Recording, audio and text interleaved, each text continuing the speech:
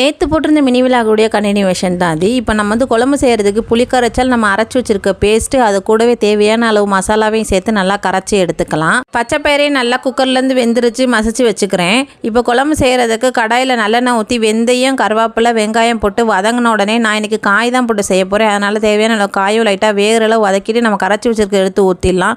அது கூடவே பச்சை பயிறு உப்பு சேர்த்து நல்லா கொதிக்க விட்டோம்னா சூப்பரான பச்சை பயிறு குழம்பு ரெடி ஆயிரும். இது கூடவே அப்பளம் முட்டையும் வச்சு சூப்பராக சாப்பிட்டாச்சு.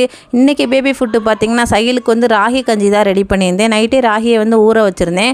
காலையில் வந்து எடுத்து இந்த மாதிரி அரைச்சி அந்த வெள்ளையாக இருக்கிற பால் போகிற அளவு நம்ம அரைச்சி எடுத்து இந்த மாதிரி கைவிடாமல் கிண்டி எடுத்துக்கலாம். தேவைப்பட்டால் கொஞ்சமாக நாடு சர்க்கரை சேர்த்து குழந்தைக்கு ஊட்டி விடலாம்.